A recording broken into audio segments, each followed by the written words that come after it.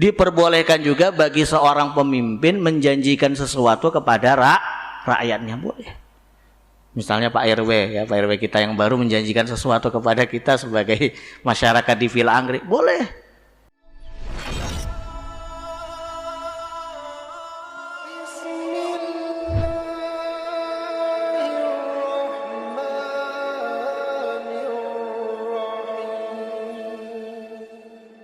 Bismillahirrahmanirrahim. Assalamualaikum warahmatullahi wabarakatuh. Innal hamdalillah nahmaduhu wa nasta'inuhu wa nastahdi wa nastaghfiruh wa natubu ilaih wa na'udzu billahi min syururi anfusina wa sayyiati a'malina man yahdihillahu fala mudilla lahu wa man yudlil fala hadiya lahu. Asyhadu an la ilaha illallah wahdahu la syarika lah wa asyhadu anna Muhammadan abduhu wa rasuluhu la nabiyya wa la rasulahu ba'dah. Allahumma salli wa sallim wa barik ala nabiyyina Muhammad wa ala alihi wa ashabihi wa man sara ala nahji ila yaumil qiyamati amma ba'd. Qala Allah Ta'ala fil Qur'anil Karim, a'udzu billahi minasy syaithanir rajim. Ya ayyuhalladzina amanu taqullaha haqqa tuqatih wa la tamutunna illa wa antum muslimun. Wa qala ya ayyuhalladzina amanu taqullaha wa qulu qawlan sadida yuslih lakum a'malakum wa yaghfir lakum dhunubakum wa may yuti'illaha wa rasulahu faqad faza fawzan 'azima. Wa qala ya ayyuhalladzina amanu awfu bil 'uqud. Wa qala nabiyyuna Muhammad sallallahu alaihi wasallam fi hadithihi ittaqillaha haitsu ma kun wa atbi sayyi'atal hasanata tamhuha wa khaliqin nasa bi khuluqin hasanin. Wa qala arba'un man kunna fihi kana munafiqan khalisan wa man kanat fihi khaslatan minhunna kanat fihi khaslatan minan nifaq hatta yada'aha idza hadatha kadzaba wa idza ahada ghadara wa idza wa'ada akhlafa wa idza khasama fajara. Jamaah salat subuh Masjid Al-Ikhlas Villa Anggrek yang dirahmati oleh Allah Subhanahu wa taala. Mari kita sama-sama meningkatkan rasa syukur kita kehadirat Allah Subhanahu wa taala atas nikmat dan karunia yang telah Allah Subhanahu wa taala karuniakan kepada kita semua. Sehingga pada pagi hari ini alhamdulillah kita bersyukur Allah masih memberikan kesempatan kepada kita.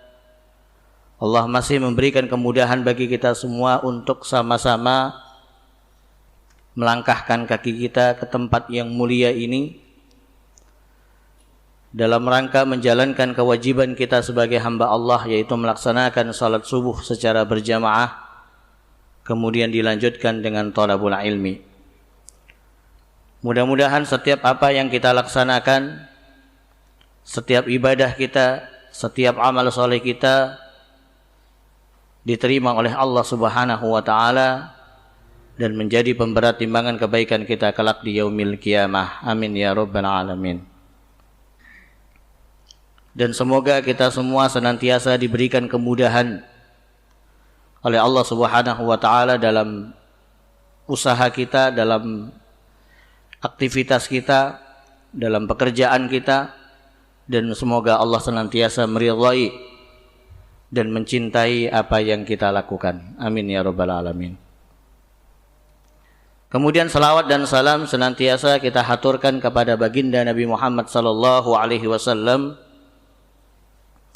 beserta para keluarga, para sahabat, para tabi'in, tabi'ut tabi'in serta umat beliau yang tetap istiqamah dan konsisten di atas jalan kebenaran hingga yaumul qiyamah. Semoga kita semua termasuk di antara umat Rasulullah sallallahu alaihi wasallam yang istiqamah di dalam menegakkan sunnah-sunnah beliau, di dalam mengikuti jejak beliau sampai akhir hayat kita. dan mudah-mudahan kelak di yaumil qiyamah kita semua bisa mendapatkan syafaat dari beliau sallallahu alaihi wasallam. Amin ya rabbal alamin. Ma'asyiral muslimin, jamaah salat subuh yang dirahmati oleh Allah Subhanahu wa taala.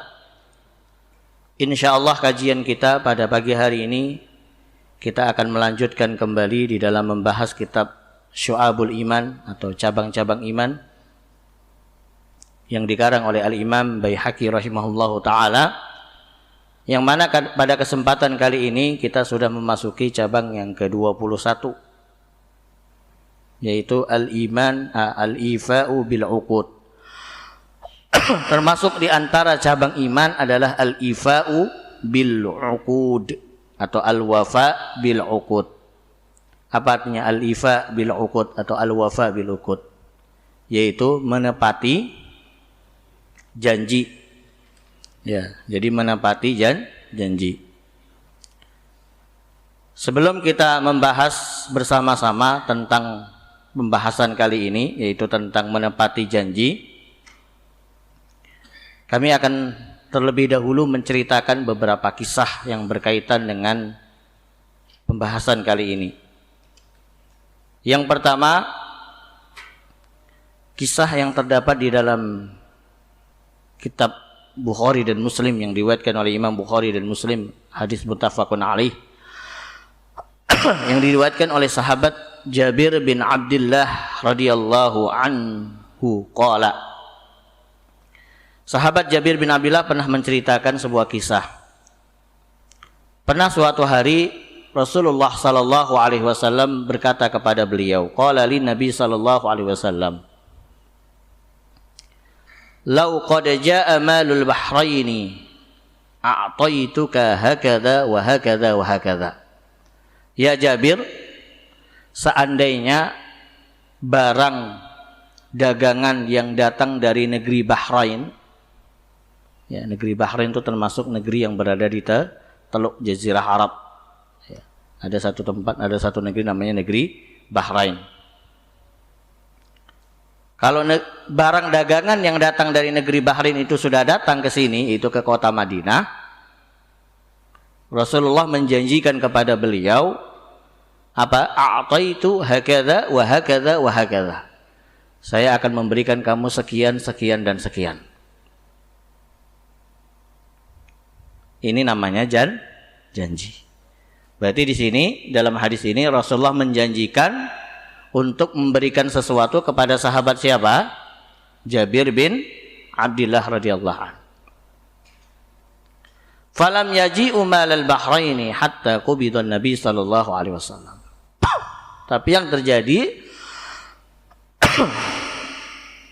harta ataupun barang dagangan yang datang dari negeri Bahrain tidak datang sampai hatta qubida Nabi sallallahu alaihi wasallam, sampai Rasulullah wafat.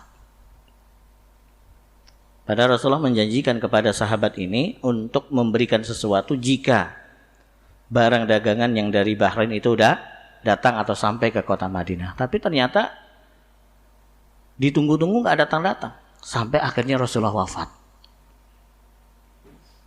Setelah Rasulullah Shallallahu Alaihi Wasallam wafat, baru kemudian di zamannya Khalifah, siapa? Khalifah yang pertama, Abu Bakar As-Siddiq radhiyallahu an, jaa mahlal Bahrain, baru datang nih barang dagangan dari Bahrain. Apa yang terjadi ketika itu? Abu Bakar As-Siddiq radhiyallahu an, karena beliau adalah sebagai pengganti Rasulullah SAW di dalam kepemimpinan, ya, bukan di dalam kenabian ya, tapi di dalam kepemimpinan, maka tentu beliau juga mengemban tugas apa yang pernah dijanjikan oleh Rasulullah kepada rakyatnya atau kepada para sahabatnya. Maka di saat barang-barang yang datang dari Bahrain ini datang atau sampai ke kota Madinah, Abu Bakar pun memanggil, menyeru kepada masyarakat yang ada di kota Madinah saat itu, fanada. Apa yang beliau katakan? Man kana lahu 'inda Rasulillahi 'iddatan audain falyatina. Siapa di antara kalian yang pernah dihutangi oleh Rasulullah, yang pernah dijanjikan oleh Rasulullah sallallahu alaihi wasallam untuk diberikan sesuatu, falyatina, maka datangikan. Kata Abu Bakar, maka datangi kami. Ini barang dari Bahrain sudah datang. Siapa yang pernah dijanjikan silakan datang. Boleh menagih.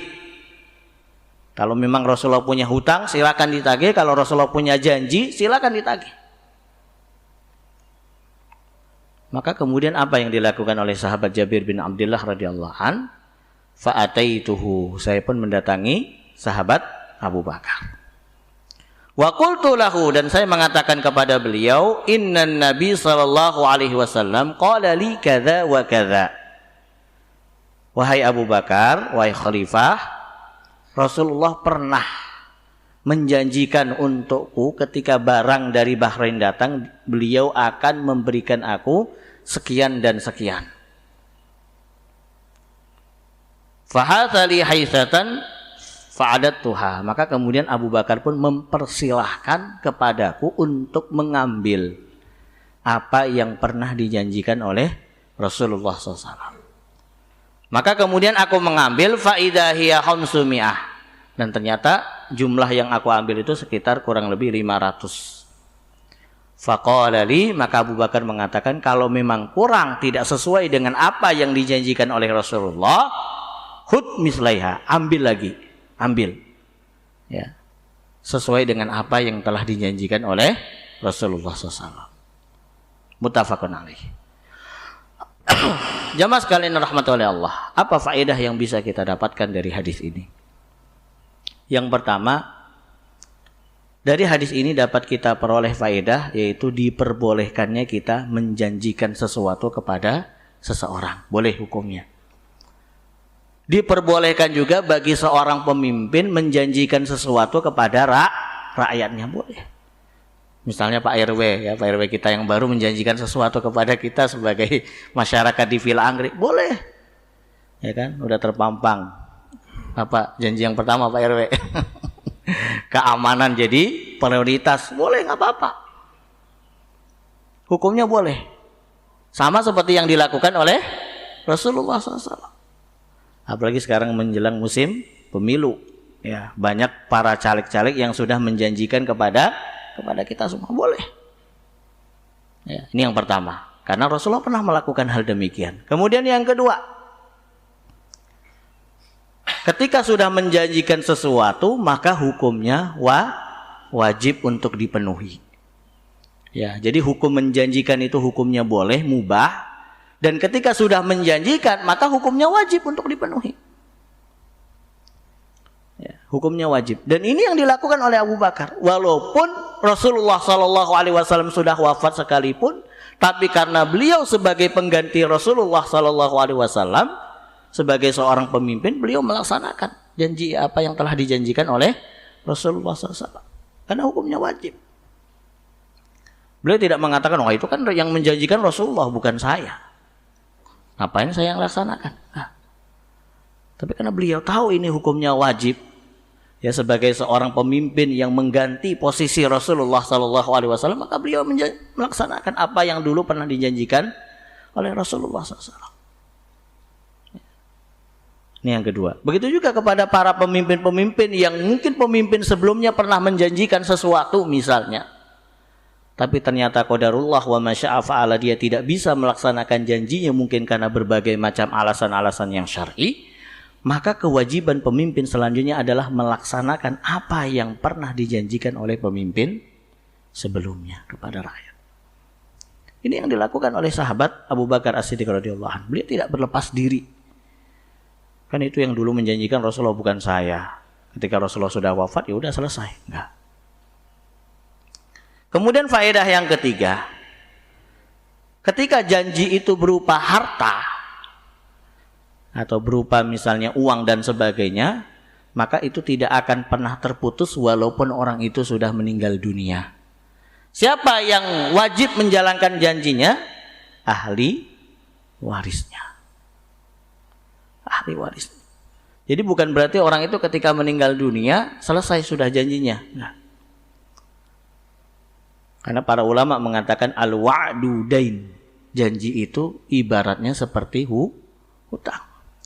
Hutang, kalau kita berhutang sama seseorang, kemudian orang yang kita hutangi meninggal dunia, apakah kemudian otomatis hutangnya selesai? Enggak. Siapa yang harus bayar? Ahli warisnya. Ya, ahli warisnya harus bayar. Ketika orang yang berhutang tadi meninggal dunia, maka ahli waris harus membayarnya. Begitu juga apa yang dialami dari hadis tadi, Rasulullah ketika beliau meninggal dunia, beliau ketika tidak melaksanakan janji bukan karena disengaja, tapi karena memang alasan syar'i. Ya, memang barang dagangan dari Bahrain belum datang sampai beliau meninggal. Tapi ketika beliau sudah meninggal, apakah janji itu kemudian selesai? Tidak. Tetap dijalankan oleh sahabat Abu Bakar As-Siddiq radhiyallahu anhu. Karena beliau di sini menempati posisi sebagai pengganti ahli waris, ya, karena beliau sebagai pemimpin yang mengganti posisi Rasulullah SAW. Maka beliau laksanakan janji. Kemudian yang selanjutnya faedah yang bisa kita dapatkan dari hadis ini, kejujuran yang dimiliki oleh sahabat siapa? Jabir bin Abdullah radhiyallahu anhu. Beliau jujur. Beliau hanya mengambil haknya beliau saja sesuai dengan apa yang dijanjikan oleh Rasulullah SAW. Ya. Padahal pada waktu itu kalau beliau mau mohon maaf, ya mau berlaku curang bisa saja. Rasulullah menjanjikan sekian, tapi beliau ambilnya lebih, bisa saja kan? Karena nggak ada bukti, nggak ada saksi. Orang mau menantang sahabat Abu Bakar mengatakan, oh tidak, nggak bisa. Tapi beliau jujur. Mengambil sesuai dengan haknya. Beliau tahu. Karena di luar itu bukan hak beliau. Maka beliau tidak mengambilnya. Ini faedah yang bisa kita dapatkan dari hadis ini. Kemudian kisah yang kedua, kisah yang diceritakan juga oleh Imam Ibnu Katsir rahimahullah ta'ala. Ketika beliau menjelaskan firman Allah subhanahu wa ta'ala, wa min ahlil kitabi man in ta'manhu biqintari yu'addihi ilaik. Wa minhum man in ta'manhu bidinarin la yu'addihi ilaika illa ma dumta 'alaihi qa'imah. Ya, surat Ali Imran, tapi saya lupa ayatnya, nanti bisa dicek. Allah membagi ahlul kitab itu menjadi dua kelompok. Yang pertama, ada di antara mereka adalah orang-orang yang amanah. Kalau punya hutang dibayar, walaupun hutangnya banyak dibayar. Tapi ada di antara mereka orang-orang ahlul kitab ketika punya hutang nggak dibayar sama sekali, walaupun hutangnya cuma 1 dinar. Illa madum ta'alhi qaimah, kecuali kalau kita tagih terus, baru kemudian dia bayar. Itu pun kalau dibayar. Ya. Para ulama mengatakan walaupun dalam ayat ini Allah menyebutkan tentang ahlul kitab, tapi sejatinya sifat seperti ini juga bukan hanya ada di dalam ahlul kitab, tetapi juga ada di dalam diri kita umat Rasulullah SAW. Benar enggak? Benar. Ada kita manusia tipe 2 orang. Ada 2 tipe ya. Yang pertama, ya, kalau punya hutang, Masya Allah dia perhatikan hutangnya. Kalau memang sudah saatnya bayar, dia bayar. Walaupun enggak ditagih, dia bayar, dia bayar. Tapi ada tipe orang yang mohon maaf,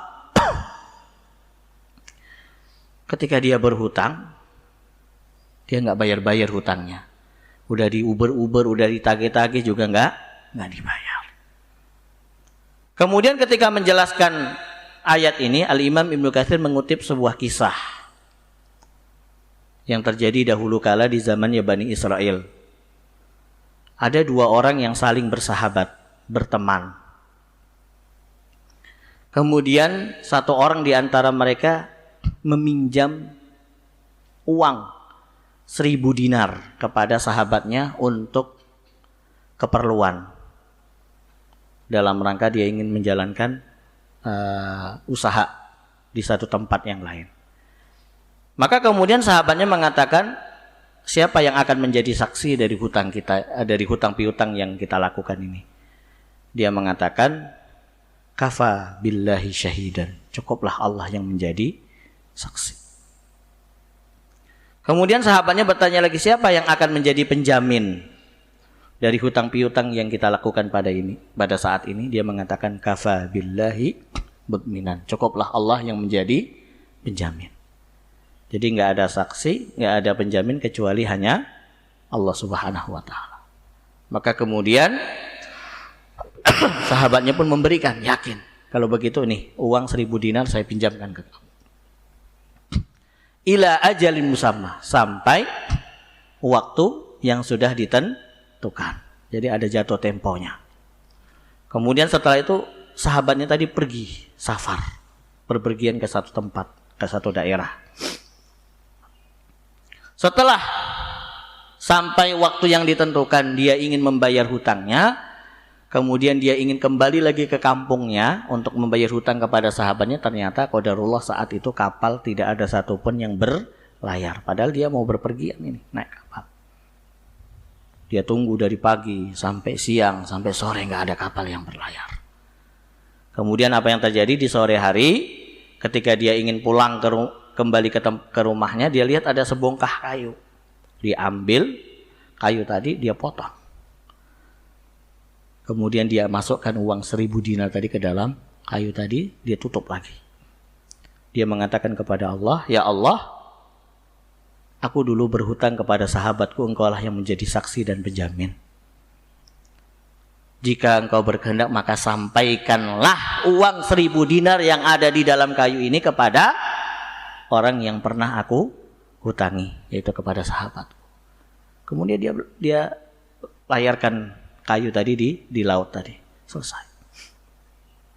Sedangkan sahabatnya yang dihutangi tadi menunggu di daerahnya atau di kampungnya. Dari pagi dia nunggu, kok temannya nggak datang ya. Sampai siang dia nunggu nggak datang juga. Sampai sore nunggu nggak datang juga. Begitu dia mau pulang, tiba-tiba dia lihat ada kayu. Udahlah saya ambil sekalian kayu, daripada saya pulang dengan membawa tangan kosong. Mendingan saya ambil kayu, bisa saya jadikan apa? Sebagai kayu bakar. Dia ambil kayu tadi, dia bawa pulang. Sampai rumah dia ingin potong kayu tadi untuk dia jadikan sebagai kayu bakar. Begitu dia belah kayunya, kaget dia. Ternyata di dalamnya ada uang. Dan dia hitung uang tadi, jumlahnya 1.000 dinar. Nah, dan ternyata di uang tadi ada secarik tulisan atau secarik kertas yang ada tulisannya, ini adalah uang 1.000 dinar yang dia bayarkan kepada sahabatnya, hutang yang dia bayarkan. Oh, kagetnya. Dia ambil uangnya. Terus setelah itu beberapa hari kemudian, orang yang berhutang tadi baru mendapatkan kapal untuk dia berlayar. Dia kumpulkan lagi uang 1.000 dinar, karena dia ketika itu nggak tahu apakah kayu itu sampai atau tidak. Dia nggak tahu. Dia hanya pasrahkan kepada Allah saja. Akhirnya dia kumpulkan lagi uang 1.000 dinar. Seandainya kalau kayunya nggak sampai, nggak bisa kan dia mengatakan, oh saya udah bayar utang saya masuk ke dalam kayu. Mana orang belum sampai ke saya? Ya kenapa kamu masukin dalam kayu? Ya kan? Kalau sekarang kan enak, tinggal transfer ada buktinya, ya kan? Ini utang saya udah bayar ya, ini buktinya, transfer selesai. Kalau zaman dulu nggak ada buktinya. Akhirnya dia kumpulkan lagi uang 1.000 dinar. Setelah cukup, akhirnya ada kapal untuk berlayar, dia berlayar. Sampai ke rumah, ke kampung halamannya, dia langsung ketemu dengan sahabatnya untuk membayar hutang yang dulu dia pernah hutangi sebanyak 1.000 dinar. Begitu sampai di hadapan sahabatnya, langsung dia minta maaf ya. Kemarin ketika sudah waktu untuk ya saya bayar hutang saya, ternyata qadarullah kapal nggak ada satupun yang berlayar. Jadi saya nggak bisa sampai ke sini. Ya mau gimana lagi? Masa saya renang, kan nggak mungkin. Sedangkan kalau melewati jalur darat jauh, muter. Ya. Jadi ini karena sudah ada uang 1.000 dinar saya bayarkan. Kemudian orang sahabatnya yang dihutangi tadi mengatakan apa? Oh tidak, maaf, nggak usah dibayar. Lah kenapa? Kamu sudah bayar. Saya sudah bayar kapan? Orang saya baru sampai. Bukankah kamu sudah mengirimkan uang 1.000 dinar di dalam kayu? Oh, Masya Allah, ternyata uang 1.000 dinar yang dulu dia kirimkan di kayu nggak lewat kurir. Ya. Allah sampaikan kepada yang dihutangi. Masya Allah, ternyata benar sampai. Ya. Dengan izin Allah Subhanahu wa Ta'ala. Apa faedah yang bisa kita dapatkan dari hadis ini? Yang pertama, kita lihat bagaimana orang tadi, orang yang berhutang, benar-benar dia memenuhi janji apa yang telah dia janjikan kepada sahabatnya ketika dia ingin membayar hutangnya sesuai dengan waktu yang telah ditentukan. Dia berusaha. Walaupun akhirnya tidak ada kapal saat itu, dia usaha dengan cara apa? Ya, memasukkan uang ke kayu, kemudian dia pasrahkan kepada Allah agar kayu tadi sampai kepada sahabatnya yang dihutangi. Itu yang pertama. Kemudian yang kedua, kejujuran sahabatnya yang dihutangi tadi juga luar biasa. Kalau dia mau berlaku curang juga pada saat itu, dia mengatakan, oh belum, kamu belum bayar hutangnya, mana 1.000 dinar. Bisa saja dia mendapatkan 2.000 dinar. Dan itu jelas riba, termasuk riba. Ya. Tapi dia jujur, dia mengatakan, kamu sudah bayar 1.000 dinar. Ya sudah. Ya, Masya Allah. Dua sosok ini yang harus kita contohi di dalam kehidupan kita ketika bermuamalah, berhubungan dengan sahabat-sahabat kita. Kalau kita punya hutang sama orang, ya, maka tunaikanlah hutang kita. Jangan sampai kita lebih mengedepankan gaya hidup kita dibandingkan membayar hutang, karena itu janji. Kemudian yang kedua, kalau kita dihutangi juga berlaku jujur. Kalau teman kita hutangnya 100 juta, ya 100 juta, jangan dilebih-lebihin. Wallahu a'lam bishawab. Ya, itu tadi faedah yang bisa kita dapatkan dari kisah tadi. Kemudian selanjutnya kita akan mulai membahas tentang apa itu menepati janji, al-wafa bil uqud. Hakikatul wafa, hakikat menepati janji. Huwal wafa bil uqud wal ahd ma'allah. Jadi menepati janji itu dibagi menjadi dua. Yang pertama, janji kita kepada Allah Subhanahu wa taala. Pernah enggak kita berjanji kepada Allah? Pernah. Disebutkan di dalam surat Yasin ayat 60. Kemudian surat Al-A'raf ayat 172. Dalam sebuah hadis diriwayatkan dulu ketika Allah menciptakan Nabi Adam alaihissalam. Selesai Allah menciptakan Nabi Adam, Allah usap belakang tulang sulbi Nabi Adam. Maka kemudian keluar semua roh anak keturunan Nabi Adam alaihissalam sampai hari kiamat, termasuk kita. Keluar semua rohnya. Ada keturunan Nabi Adam yang jumlahnya mungkin miliaran atau triliunan atau jumlahnya pokoknya banyak, itu semuanya keluar. Setelah semua tadi keluar, anak keturunan Nabi Adam berupa ruhnya tadi, apa janji yang Allah katakan? Disebutkan dalam surah Yasin ayat 60. Alam a'had ilaikum ya bani Adam alla ta'budus syaitan. Innahu lakum aduwwum mubin. Wa ani'buduni hadza siratum mustaqim. Allah mengikat perjanjian dengan kita. Wahai anak Adam, ingatkah kalian dengan perjanjian yang aku ikat dengan kalian? Alla ta'budu syaitan. Janganlah kalian menyembah setan. Kenapa? Innahu lakum aduwwum mubin. Karena setan adalah musuh yang nyata buat kalian. Wa ani'buduni. Akan tetapi sembahlah aku, beribadahlah kepadaku. Hadza siratum mustaqim. Inilah jalan yang lurus. Kemudian disebutkan di dalam surat Al-A'raf ayat 172. Ketika Allah mengikat perjanjian dengan kita, Allah katakan alastu bi rabbikum, kepada kita semua. Alastu bi rabbikum, tidakkah aku atau bukankah aku Rabb kalian wahai hamba-hambaku? Kita semua saat itu, ya walaupun masih berupa ruh, menjawab bala syahidna. Iya benar ya Allah, engkaulah Rabb kami. Engkaulah yang hanya kami ibadahi. Kita sudah pernah berjanji kepada Allah Subhanahu wa ta'ala. Dan tentu perjanjian yang kita lakukan kepada Allah ini wajib kita penuhi, wajib kita jalankan. Makanya dalam hadis Rasulullah SAW mengatakan kullu mauludin yuladu alal fitrah.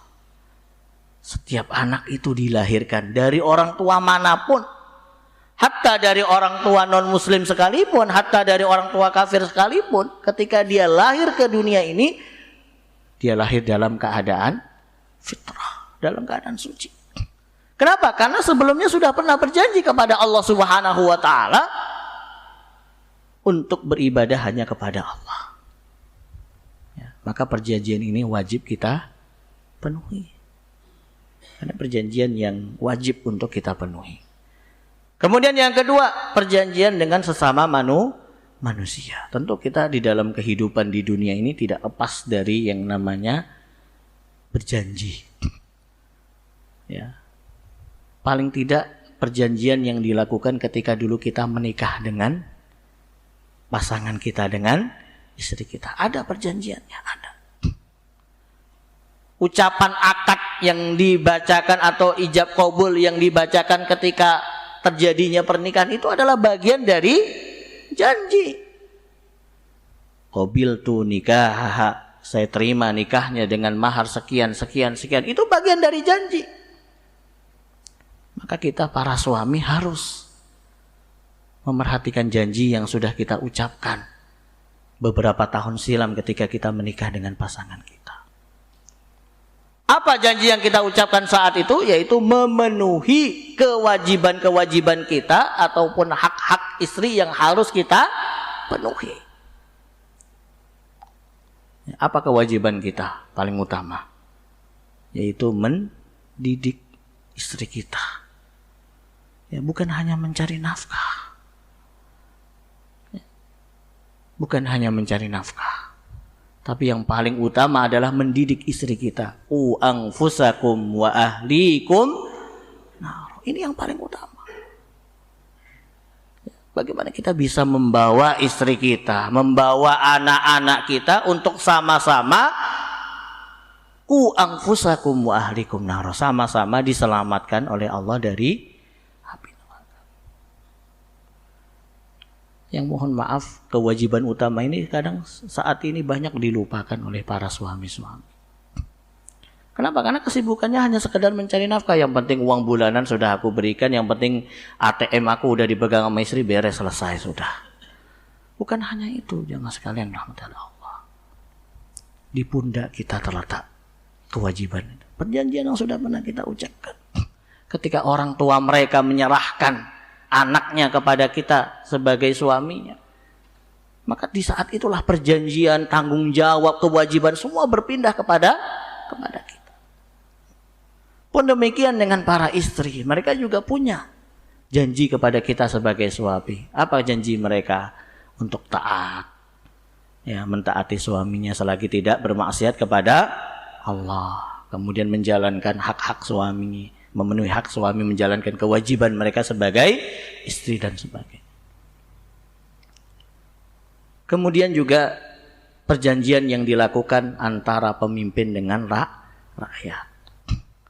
Antara ketua RW dengan masyarakat, antara ketua RT dengan rakyatnya. Begitu juga perjanjian yang dilakukan rakyat kepada para pemimpin.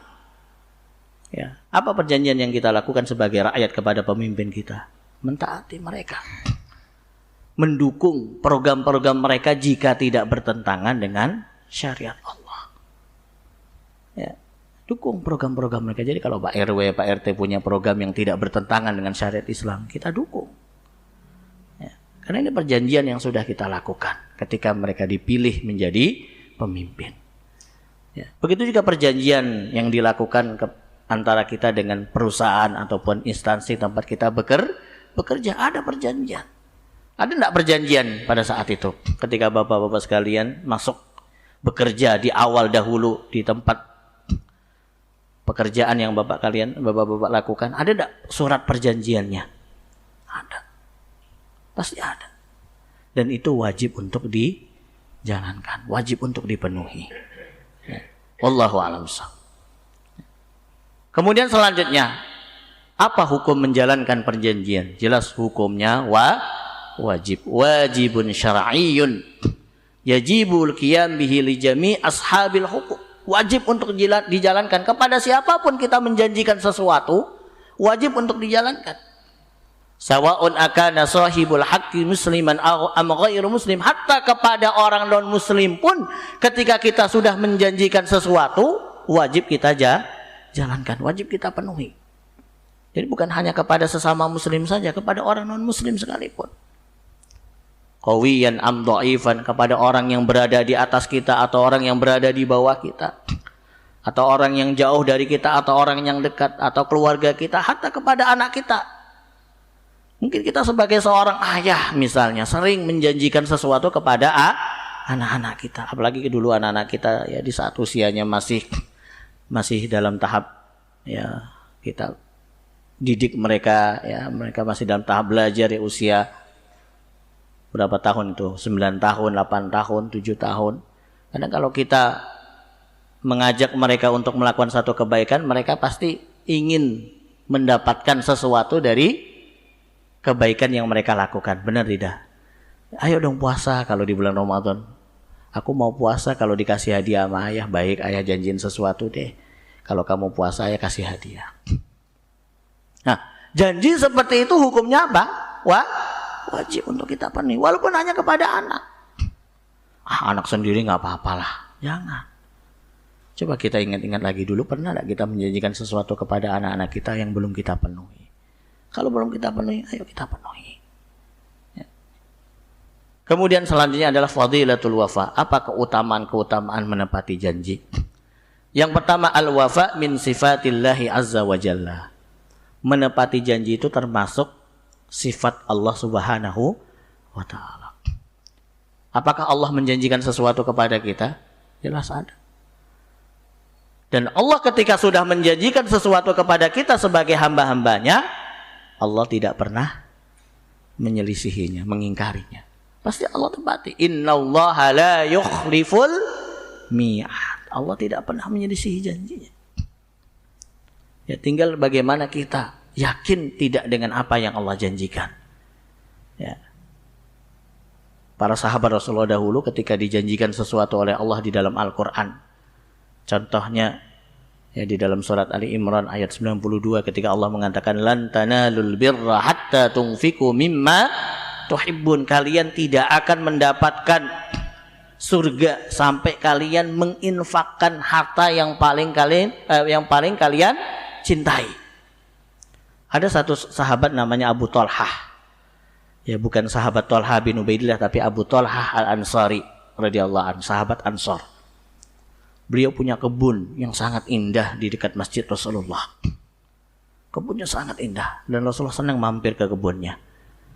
Ya, buah kurmanya, buah anggurnya, kemudian ada sungainya, aliran sungainya ada. Ketika Allah Subhanahu wa taala menurunkan ayat ini, surat Ali Imran ayat 92, Abu Talhah ketika dibacakan ayat ini, beliau langsung menemui Rasulullah. Ya Rasulullah, apakah benar apa yang Allah katakan? Kita nggak akan mendapatkan surga sampai kita menginfakkan harta yang paling kita cintai. Kata Rasulullah, benar. Maka kemudian Abu Talhah pun mengatakan, ya Rasulullah, mulai saat ini kebun yang aku miliki aku infakkan di jalan Allah Subhanahu wa taala. Beliau yakin dengan apa yang dijanjikan oleh Allah Subhanahu wa taala. Allah menjanjikan siapapun yang menginfakkan hartanya yang paling dia cintai di jalan Allah, Allah akan membalasnya dengan surga. Maka sahabat ini yakin, akhirnya dia infak saat itu.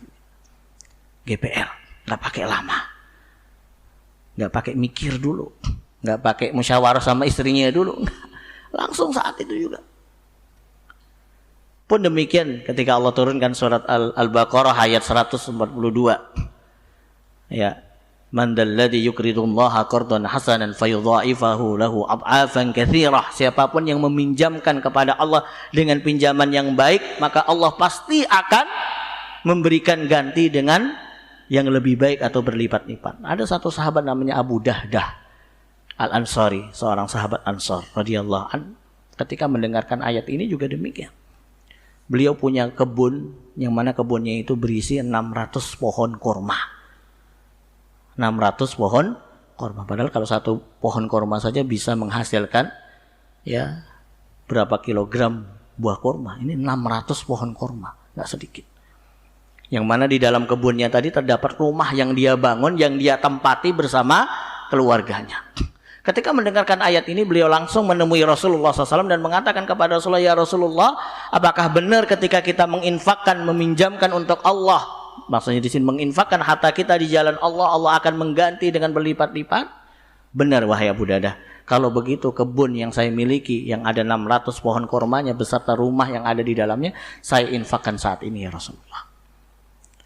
Langsung dia pulang, dia mengatakan kepada istrinya, Ummu Dahdah dan juga anaknya, ayo kita keluar. Rumah dan kebun ini sekarang bukan milik kita. Tapi sudah aku infakkan di jalan Allah Subhanahu wa ta'ala. Yakin dengan apa yang Allah janjikan. Tapi apakah setelah itu Abu Dahdah melarat hidupnya jadi pengemis di jalanan? Allah ganti dengan yang lebih baik. Karena dia yakin dengan apa yang Allah janjikan. Wallahu a'lam bishawab. Ya, jadi ini min sifatillah, karena menepati janji itu termasuk sifat Allah. Kemudian yang kedua, al-wafa bil ahdi sabilul wusul ilal ajril azim. Menepati janji termasuk jalan mendapatkan pahala yang sangat besar. Allah sebutkan dalam surah Al-Fatah ayat 10, "Wa man awfa bima ahada alaihullah fasayutihi ajran azima." Kemudian yang ketiga, al-wafa bil ahdi min samatil iman. Menepati janji termasuk ciri keistimewaan seorang mukmin. Jadi orang mukmin itu adalah orang yang menepati janji-janjinya. Kebalikan, orang yang tidak menepati janji, dia berarti bukan orang mukmin tapi orang munafik. Karena dalam hadis Rasulullah mengatakan ayatul munafik thalath, tanda orang munafik itu ada 3. Salah satunya adalah wa idza wa'ada akhlafa. Ketika dia berjanji dia ingkari. Dia tidak tepati. Ya. Sedangkan ciri orang mukmin adalah dia yang menepati janji. Ini Allah sebutkan di dalam surah Al-Mu'minun ayat yang ke-8, walladzina hum li amanatihim wa ahdihim ra'un. Itu tadi beberapa keistimewaan, keutamaan orang-orang yang menepati janji. Kemudian selanjutnya adab ketika kita berjanji. Apa yang harus kita lakukan ketika kita berjanji? Tentu kita harus memerhatikan adab-adabnya. Yang pertama, ya, sebelum kita menjanjikan sesuatu kita harus berpikir dulu, apakah kita mampu atau tidak untuk melaksanakan apa yang kita janjikan.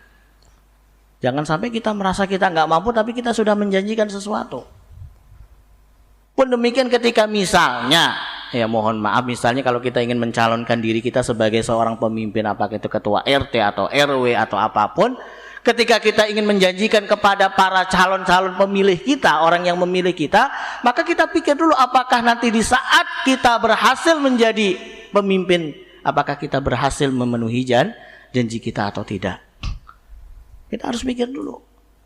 Jangan sampai nanti kita termasuk orang yang hanya mohon maaf bisa mengobrol-ngobrol janji tapi ternyata nggak mampu menjalankan. Itu yang pertama. Kemudian yang kedua, menata niat. Niatkan setiap janji-janji yang kita berikan kepada teman kita, sahabat kita itu semata-mata untuk mencari keridhaan Allah Subhanahu wa ta'ala. Maka janjikan hal-hal yang baik. Menjanjikan sesuatu hal-hal yang positif. Kemudian yang ketiga, ya, berjanji hanya pada perkara-perkara yang baik yang tidak bertentangan dengan syariat Islam. Bagaimana kalau kita menjanjikan sesuatu yang itu bertentangan dengan syariat Islam? Misalnya nih, mohon maaf, Pak Cucu berjanji sama Pak Hadi, Pak Hadi, nanti kita ke rumahnya ya tetangga kita ambil barangnya ya. Boleh enggak seperti itu? Nggak boleh. Haram hukumnya. Ya, jangan dilaksanakan. Ya, kamu udah janji katanya malam-malam mau ke rumah tetangga ngambil barangnya, ya nggak boleh. Ya itu hukumnya haram, nggak boleh dilaksanakan janji seperti itu. Jadi janji itu hanya hal-hal yang baik saja. Ya. Kemudian yang kelima, ini yang paling penting, ketika kita menjanjikan sesuatu jangan lupa untuk mengucapkan kata-kata apa? Insya Allah. Coba buka dalam surah Al-Kahfi ayat 23-24. Wala taqulanna li syai'in inni fa'ilun dzalika ghadan illa ayyasha Allah. Sababun nuzul, sebab turunnya ayat ini, pernah suatu hari Rasulullah menjanjikan sesuatu kepada orang-orang musyrikin untuk menjawab pertanyaan mereka, tapi Rasulullah lupa saat itu untuk mengucapkan insyaallah. Maka kemudian apa yang terjadi? Allah tidak menurunkan wahyu sebagai jawaban dari pertanyaan mereka selama kurang lebih 15 hari. Padahal Rasulullah sudah mengatakan kepada mereka, besok akan saya jawab pertanyaan-pertanyaan kalian. Tapi ketika itu Rasulullah lupa untuk mengucapkan insya Allah. Akhirnya apa? Selama 15 hari Allah tidak turunkan wahyu. Rasulullah gelisah. Orang-orang musyrikin sudah semakin, wah Muhammad penipu nih, katanya mau menjanjikan ngasih jawaban. Baru kemudian setelah 15 hari Allah turunkan wahyu jawaban sekaligus. Kenapa Allah jelaskan Allah tidak turunkan wahyu selama sampai 15 hari? Karena Rasulullah lupa untuk mengucapkan insya Allah. Ya, maka ketika kita menjanjikan sesuatu jangan lupa untuk mengucapkan insya Allah. Tapi jangan sampai kata-kata insya Allah diniatkan untuk tidak memenuhi janji. Nggak boleh. Ya, Imam Auza'i mengatakan al-wa'du biqauli insya Allah. Orang menjanjikan sesuatu dengan mengucapkan insya Allah tapi dia niatkan untuk tidak memenuhi janjinya, maka dia termasuk nifaq, termasuk orang-orang munafik. Hati-hati. Kan saya bilang insya Allah. Kalau saya udah bilang insya Allah ya sudah. Berarti kalau saya nggak bisa penuhi ya suka-suka saya. Orang saya bilang insya Allah kok. Saya nggak janji kok. Nggak boleh. Kalau sudah mengucapkan insya Allah ya berarti ada niatan, ada usaha untuk memenuhi janjinya. Karena mengucapkan insya Allah itu banyak sekali hikmahnya. Yang pertama, dia mengembalikan segala daya dan kekuatan hanya kepada Allah. Kemudian yang kedua, ya dengan mengucapkan kata insya Allah bisa menimbulkan apa? Sifat optimis. Dia akan bisa memenuhi janjinya. Kemudian yang ketiga, ya dia akan mendapatkan berkah dari apa yang dia janjikan. Berkah di sini maksudnya adalah Allah akan memberikan kepadanya kemudahan demi kemudahan dari setiap apa yang dia janjikan. Kemudian yang terakhir, dia akan tunduk pada kekuatan Allah Subhanahu wa taala dan akan terhindar dari sifat lalai dan lupa terhadap janji yang dia ucapkan. Maka jangan lupa insya Allah. Ya, sekecil apapun, ya sama anak sekalipun. Ya, nanti insya Allah ya belikan ya. Jangan hanya insya Allah ya. Iya insya Allah. Wah insya Allah nanti nggak penuhi. Ya insya Allah justru dipenuhi. Ya. Jadi jangan meremehkan, menganggap sepele kata-kata insya Allah. Penting ini. Ya sekecil apapun janjinya insya Allah. Ya harusnya para cali-cali ketika menulis janji banyak tuh di bawahnya terus insya Allah. Harusnya di balihonya harus itu insya Allah ketika sudah, ya karena itu penting. Ya, wallahu a'lam bishawab. Itu tadi ya beberapa adab ketika kita berjanji, dan yang terpenting adalah setiap janji itu adalah hutang yang wajib untuk kita penuhi sekecil apapun dan hukumnya wajib. Bagaimana kalau tidak dipenuhi? Akan diminta pertanggungjawaban nanti di hadapan Allah Subhanahu wa taala. Wallahu a'lam bishawab. Kita cukupkan sekian kajian kita pada pagi hari ini. Mudah-mudahan yang sedikit tadi memberikan manfaat bagi kita semua.